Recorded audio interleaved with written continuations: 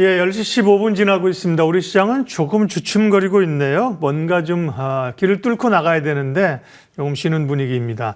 오늘 시황해설, 시장의 흐름들 보고 전략 세우겠습니다. 이춘광 레그넘 투자자문 대표님 모셨습니다. 어서 오세요. 네, 안녕하세요. 반갑습니다. 네, 오늘 이 대표님과 나눌 주제를 이렇게 뽑아봤습니다. 엔비디아가 실적 발표를 했습니다. 그동안 이제 AI, 미국의 빅테크들이 많이 눌려 있었는데요. 뭔가 좀 반전의 또 신호가 오는 것인가, 우리 시장의 또 흐름들은 어떤 색깔을 가지고 갈 것인가입니다.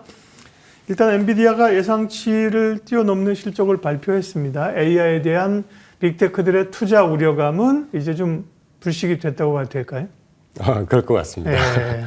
근데 이제 시장 전체적으로는 네. 이게 사실 에너지라는 게 시장의 방향을 움직이지 않습니까? 예. 지금은 아직 그 관세 이슈가 없었다면 엔비디아의 호실적이 아마 시장 분위기를 바꿨을 겁니다. 어제도 네.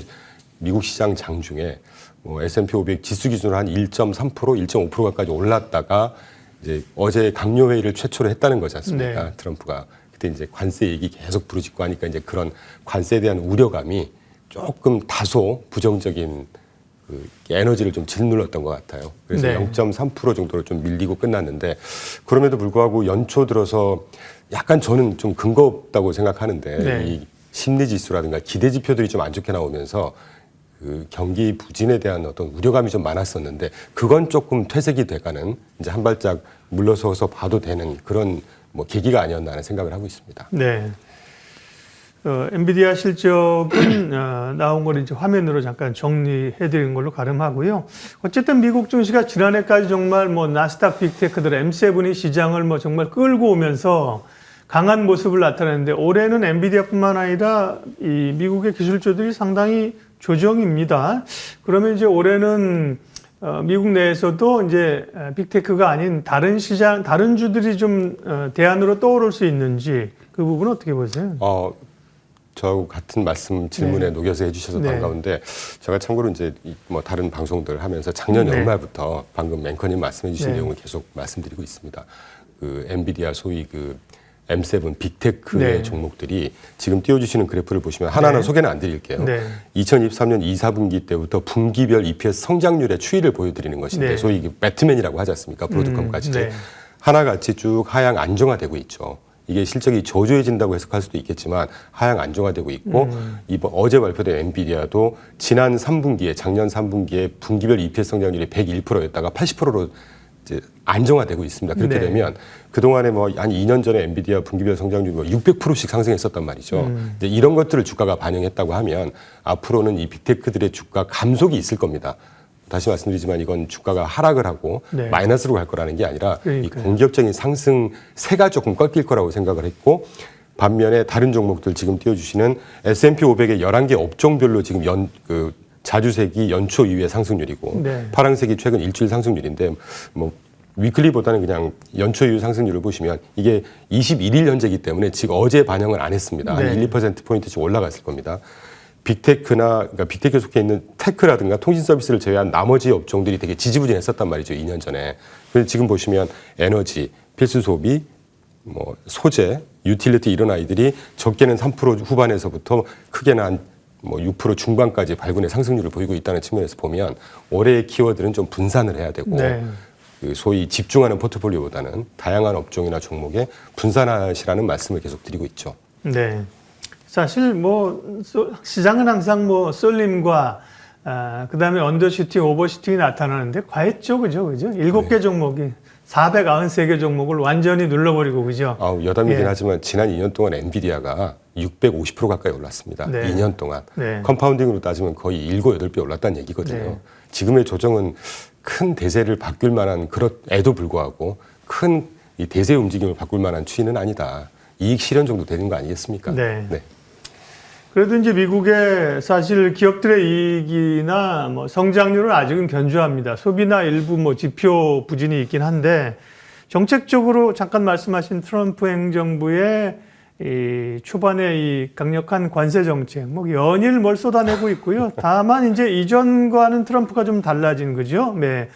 계속 좀 캐나다, 멕시코도 뭐 한 달 줬다가 한 달 더 줄게 뭐 이런 쪽으로 전과는 좀 달라지는 모양새이긴 해요. 트럼프 행정부의 관세 정책, 소위 관세 폭탄 어떤 양상으로 갈 걸로 보시는지 투자자들은 어떻게 대응해야 될까요? 그냥 간단히 말씀드리죠. 네네. 그 작년 대선 후보 시절 얘기했던 보편관세에서 어떻게 보면 한두 발짝 뒤로 물러섰습니다. 네. 그런 식의 합의하는 과정, 적당히 좀 조정하는 과정이 아마 네. 있을 거라고 보고 있고 지금 역시도 그런 과정이라고 보고 있고요. 실제 작년 연말 연초보다도 지금 관세에 대한 어떤 이 화들짝 놀랬던 이 텐션이 그래도 조금 가라앉는 분위기지 않습니까? 네. 말씀해 주신 것처럼. 그래서 저는 4월 달에 예를 들면 멕시코, 캐나다 같은 경우 25% 관세 저는 부과를 안 할 거라고 생각을 하지만 네. 월스트 케이스 하더라도 한 10% 정도에서 마감을 할 거다. 예, 트럼프가 이거 정말 그 전 세계 무역 시장에서 이렇게 되면 미국이 완전히 뭐라 그럴까요? 완전히 독립? 안 좋게 말하면 떨어져 나가는 조치인 네. 건데 그렇게 해봐야 본인들 나라에도 별로 안 좋기 때문에 그렇게까지는 안 갈 거라고 보고 있습니다. 네. 우리 트럼프가 달라졌다니까요. 전보다. 뭔가 대안을 제시하지 않습니까? 그죠? 25% 올릴 거야. 한 달 줄게. 다가오니까 그러면 멕시코한테도 중국에 니네가 관세를 부과하든지 그럼 빼줄게. 뭐 이런 거잖아요. 그럼요. 전보단 상당히 그러나 어쨌든 워딩이 계속 나오는 상황이라 부담스러운 거는 사실이고요.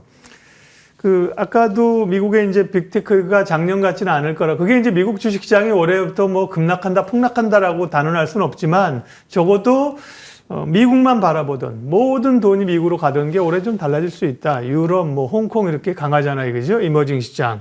그런 가운데 우리 시장도 좀 그 대열에 상승세에 올해 동참할 수 있을 걸로 보세요? 뭐 외람되지만 저는 조금 부정적인 시각을 갖고 그래요? 있습니다. 그 이유가 궁금하네요. 저기 이제 해외 투자만 전문으로 하고 포트폴리오를 운용을 하고 있는데 그러시군요. 지금 네. 띄워주는 그래프를 한번 보시죠. 제가 뭐 그 분위기 찬물을 끼얹자는 차원이 아니고 찬물 끼얹지 않는 분위기에서 얘기해 주십시오.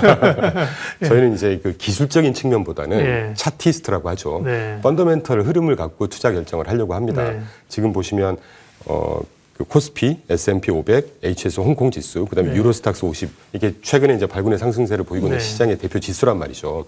이게 2023년부터 쭉 그 100으로 놓고 그래프를 그려본 네. 겁니다. 가장 오른쪽 부분이 최근 연초 아니겠습니까? 네, 네. 빨강색이라든가 파랑색, 보라색이 아주 탄력적인 상승을 보이죠. 반면에 가장 위에 있는 군청색 S&P 500은 살짝 꺾이는 그림이 보입니다. 네. 이 부분만 딱 보면 지금 S&P 500이 한 1.5% 어제 올라갔으니까 1.45% 올랐겠네요. 연초 이후에. S&P 500이라든가 제외하고 코스피 이런 종목들이 거의 10% 이상씩의 상승을 보이고 있는 것처럼 보입니다. 네. 그런데 이거를 2023년까지 확장할 것도 굳이 없이 2024년 작년 초 이후만 보면 파란색이 코스피의 흐름이란 말이죠. 작년 초 대비 지금 딱 똔똔 수준까지 와 있습니다. 속된 표현으로. 네. 그러니까 이런 좀 우리가 길게 보자는 말씀을 뭐 5년, 10년 보자는 말씀이 아니지 않습니까? 최근 한 1, 2년 으로만 놓고 보면 추세가 확실히 보인다는 것이죠. 그래서 그 기간 동안만 봐도 S&P 500의 상승세를 보면 뭐 국면적으로 하락했지만 꾸준하게 탄력적인 상승을 보이고 있다. 이 흐름은 저는 계속될 거라고 보고 있습니다. 그렇게 믿고 있는 이유가 경기 성장세 아까 모두의 앵커님께서 살짝 언급해 주셨지만 뭐 소비가 지금 기대 심리가 꺾여서 그런 거지 실제 미국의 소비를 보려면 이번 주 후반에 발표되는 PC라는 걸 봐야 됩니다. 네. 그리고 고용시장 아직 탄탄하고 지금 뭐 PMI라든가 기대 심리가 살짝 연초 효과 때문에 꺾여서 그런 것이지 다른 미국 경기 펀더멘털 아직 탄탄하다. 반면에 이 세 개 지역에 경기 펀더멘탈 개선됐다고 아직 할 수 없거든요. 네. 한국만 봐도 수출이 계속 저조한 상황이고 지난주 발표된 고용 절벽 그대로 보여줬고 네, 이런 것들을 좀 중시해서 보기 때문에 지금의 상승세가 연초 계속될 거냐 연중에 조금 네. 중립적으로 보자는 말씀을 드리죠. 지금 보여주신 국가별 이 지수 인덱스 한 번만 더 보여주십시오. 보면 뭐 미국이 강했는데 약간 미국은 이제 S&P 500으로 약간 좀 옆으로 플랫해진 거고요. 유로존이 확실히 많이 올라간 게 보이고요. 그죠? 우리도 밑에서 많이 반등이고 빨간색은 뭡니까? 예, 홍콩 지수, 예, 홍콩, 샹하이 홍콩도 굉장히 많이 올랐었죠. 네, 그러나 우리 증시도 따라가지만 사실은 한국에서는 지금 이제 낙관적 기대감이 상당히 좀 올라가는 상황입니다. 그렇죠? 2,800, 뭐 3,000까지도 한번 가보자는 분위기가 있는데 이 대표님은 그렇게까지 기대하기는 조금 어렵다. 네. 아니, 누군들 뭐 좋은 얘기 안 하고 싶겠어요? 국내 증시 좋아진다고 얘기하는 게 훨씬 좋죠. 그러나 객관적으로. 그렇다고 하면 여전히 뭐 국내 증시 비중도 가져가야 되지만 뭐 해외 비중도 일정 부분 가져가야 된다는 거예요. 네. 그럼 그거는 미국 중심이에요? 아무래도 저희한테는 지금 현재까지는 네. 1순위가 미국 증시로 보고 있습니다. 증시로 보고 있습니다. 네, 그렇군요. 결국은 이제 뭐 두 트랙으로 갈 수밖에 없는 상황들인 거고요. 우리가 이제 뭐 AI에 대한 투자를 이제 엔비디아의 실적으로 얘기했고 트럼프 관세 정책도 얘기했는데 그 밖에 그러면 좀 또 봐야 될 매크로 변수나 시장 변수들은 앞으로 어떤 겁니까? 지금 당장 이번 주 금요일 날 PCE 발표되는 네. 게 가장 중요할 것 같고요. 예상대로 나올 것 같습니다. 연초에 CPI나 PPI 생산자 물가지수, 소비자 물가지수가 좀 예상위로 살짝 뜬 걸로 나와서 지금 시장이 약간 텐션이 있는데 네. 그때 FMC에서 분명히 제롬 파월도 그 얘기를 했습니다. 연초 효과 때문에 시장의 지수 해석하는 거 어렵다. 그러니까 무의미하다는 걸 얘기를 하고 있는 겁니다. 연초 이후 연초 효과나 또는 지난 12월 달, 1월 달이 이상 기온이라든가 뭐 네. LA 산불 때문에 그래서 이 추세가 미국 경기를 그대로 나타내 준다고 할 수 없다는 확인을 제롬 파월도 해줬고 그래서 뭐 PC를 제외한다 그러면 우리가 당장 집중해야 되는 거시지표 중요한 지표는 사실 없다고 보는데 제가 요새 드리고 있는 말씀이 저는 트럼프의 채찍과 당근이라는 용어를 지금 쓰고 있거든요. 네. 11월 5일 작년 이후에 트럼프의 채찍으로 시장이 굉장히 흔들리고 있죠 지금. 관세 아니겠습니까? 네. 근데 앞으로 어제 바로 또 좋은 소식이 나왔습니다. 미국 하원에서 예산 합의안 또는 감세안에 대한 의결을 하기로 타결이 됐거든요. 이게 굉장히 중요한 뉴스란 말이죠. 그래서 앞으로 우리가 시장에서 기대할 수 있는 좋은 내용은 트럼프의 당근이라는 말씀을 좀 드리고 싶고 네. 앞으로 이제 감세라든가 네. 규제 완화라든가 정부 지출이라든가 이런 소식들이 이제 간간히 흘러나올 겁니다. 이렇게 되면 앵커님 잘 아시겠지만 정책이라고 하는 게 하루 또는 뭐 일주일, 2주일 영향 미치지 않는단 말이죠. 네. 경제를 정말 떠받치는 지지해주는 지표들은 이런 정책적인 측면들이 큰 영향을 미친다고 볼 때 이런 영향이 앞으로 뭐 다음 달, 다다음 달, 다음 분기 이렇게 꾸준하게 그래주얼하게 영향을 미칠 거라고 보면 뭐 저는 여전히 미국 경기 네. 또 경기를 반영하는 미국 주시장에 대해서는 아직 긍정적인 뷰를 그래서 가지고 있습니다. 근데 트럼프가 뭐 채찍은 다른 나라를 휘두르고 당근은 자기만 먹으려고 하는 게 문제겠죠. 그게 이제 말씀하신 미국의 뭐 감세나 이런 소비 이런 것들이 미국엔 영향이 있겠지만 우리 증시나 이제 이머징에는 영향을 줄 수 없다는 게 고민인 거고요. 네. 공매도 얘기 잠깐 하고 이제 전략하겠습니다. 우리는 3월 말에 공매도를 재개합니다. 글로벌 투자나 이렇게 운영하시는 분 입장에서는 사실 비정상의 정상화이죠, 그죠? 예. 원래 자리로 돌아오는 거죠. 그러나 어떤 시장에서 심리적으로 부담을 가지고 있어서 그 영향은 어떻게 보세요? 저는 크게 영향 없을 네. 거라고 보고 있고요. 예. 실제로 평소에도 지난 외람되지만 네. 제가 지난 한 30년 동안 이어게 있었는데 뭐 트리플 위칭데이, 뭐 만여의 날 뭐 이런 거 있지 않습니까? 네. 그것 때문에 시장이 기조가 바뀌거나 굉장히 막 크래쉬가 오거나 하는 경험은 잘 기억이 안 납니다. 그래서 네. 이번에 공매도 다시 이제 원래 했던 거를 이제 돌아오는 건데 네. 뭐 일시적인 조정이 있을 수는 있겠지만 뭐 시장의 지금의 상승세, 뭐 탄력적인 거를 꺾을 만한 그런 재료는 아니라고 보고 있습니다. 네. 정확한 표현이 아닐 수 있지만 자동차가 뭐 액셀레이터만 없고 있고 브레이크가 없다면 전진기아만 있고 후진기아만 없다면 네, 상당히 불안정하지 않겠습니까? 그럼요. 물론 심리적으로는 부담스러워 개인들이 항상 우리는 이제 소외당하고 기관들 외국인들은 놀이터다. 그러니까 이제 제도가 제대로 정비가 돼야 되는 거고요. 그 영향은 크지 않을 거로 보셨고 그럼 가장 중요한 이제 3월을 앞두고 있는 상황인데요.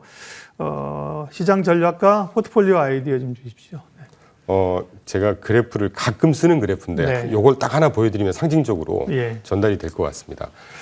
지금 보시는 그래프가 보라색이 ARKK라고 해서 그 캐시 유드가 운영하는 ARK에서 네. 운영하는 이노베이션 ETF의 네. 주가 흐름이고요. 2020년 초부터 보는 겁니다. 그리고 거기 파란색이 뭐 테슬라 뭐 이런 거 막 들어가 있겠죠, 그죠? 그러겠죠. 예, 예. 아주 집중된, 그러니까 네. 소수 빅테크에 집중하는 그렇겠죠. 대명사 네. 아니겠습니까? 네, 이 네. ETF가. 그 주가 흐름이고 네. 파란색이 파란색. 벅셔 해서웨이의 주가 흐름입니다. 네. 아시겠지만 벅셔 해서웨이라는 회사는 심지어 뭐 여행사까지도 갖고 있을 정도로 아주 그 자산 배분의 대명사란 말이죠. 네. 지금 주가 흐름을 쭉 보시면 2020년 초반부터만 해도 캐시우드 한때는 뭐 수익률 몇백 프로 나오고 그랬지 않습니까? 네. 굉장히 높을 것 같지만 지난 20년부터 보면 지금 23% 나왔고요. 버핏 할아버지 초기 다 됐다 이런 얘기 많이 했잖아요. 그런데 지금 누적으로 144% 수익률 예. 기록하고 있습니다. 그러니까 절대 넘버가 중요한 게 아니라 네. 이 시장이라는 건 계속 일직선 상승, 일직선 하락이라는 건 없는 거죠. 그래서 아까 모두에도 제가 그 빅테크 소수에 집중하는 전략보다는 분산 배분하시라는 네. 말씀을 드리고 특히 올해는 그런 시장이 될 것 같아요. 예. 그리고 과연 그 집중하는 포트폴리오 ARKK 이 보라색 패턴과 이 파란색 굉장히 이렇게 자산 배분을 쭉 이렇게 에셋 알로케이션을 잘 해놓은 이런 대표적인 주가 흐름만 보더라도 어디가 더 굉장히 변동성이 심하고 꾸준한지는 딱 놓고 직관적으로 보실 수가 있을 것 같아요. 네. 그래서 그런 차원에서 아까도 제가 뭐 에너지라든가 뭐 소비재라든가 필수 소비라든가 뭐 유틸리티라든가 이런 것들이 지금 그 S&P 업종별로 많을 때는 한 6%, 7%씩 지금 오르고 있고 네. S&P 500이 지금 한 1%대로 주저앉아서 그렇지 다른 업종들이 이게 상승세가 확산이 되고 있는 이런 시장에서는 분산, 배분, 물론 뭐 대상 섹터도 잘 골라야 되겠죠. 그런 게 이제 저희가 하는 역할인데 그런 식의 배분하는 좀 전략을 가져가셔야 되는 한 해다라는 말씀을 드리겠습니다. 죄송하지만 잘 배분하라는 거에서 끝나면 저희 시청자들이 목마름이 좀 있고요. 방송 보시는 분들이. 그건 충분히 이해됩니다. 기술주가 못 가고 폭락한다는 게 아니라 너무 치중됐던 것이 다른 섹터로, 그죠? 아까 인프라, 뭐 에너지, 소비, 유틸리티 이런 쪽으로 좀 포트폴리오를 조금 더 균형 있게 가란 말씀이시고 그런 그 해외 투자나 미국 증시 중심으로 했을 때 그러면 국내 섹터에서는 그 영향을 받거나 우리가 뭐 폭발적이지는 아니지만 상승한다고 했을 때 국내에서는 어떤 섹터들이 좋습니까? 제가 지금 띄워놓은 어차피 미국 섹터 추천을 하면 그게 또 영향을 받을 테니까요. 예. 제가 그 그래프에서 빨간 파란색 네모로 이렇게 그려놨습니다. 유틸리티, 산업재 그리고 빨간색 지금 네모로 밑에 저 밑에 부분의 업종에 그리고 지금 현재까지는 부동산 아주 발군의 상승률을 보이고 있지만 이 중소형주가 조금 저조하단 말이죠. 그런데 올 연중으로 보면 제가 딱 탑픽으로 추천드릴 만한 업종은 중소형하고 부동산, 유틸리티, 산업재 이런 쪽이 되게 유망해 보이고 이게 이제 이 경제 성장세하고도 영향을 받지만 트럼프 트레이드의 효과도 꽤 받을 겁니다. 이제부터는. 네. 그런 식의 추천을 좀 드리고 있죠. 알겠습니다. 더 디테일하게 제가 국내 sek터 얘기 물어보면 당황하실 것 같아가지고 그리고 이제 전체적인 포트폴리오 그림을 그리시기 때문에 오늘은 뭐 이 정도에서 시장에 대한 이 변수들 포트폴리오 전략에서 마무리를 하겠습니다. 레그넘 투자자문 이춘광 대표님 함께했습니다. 고맙습니다. 네, 감사합니다.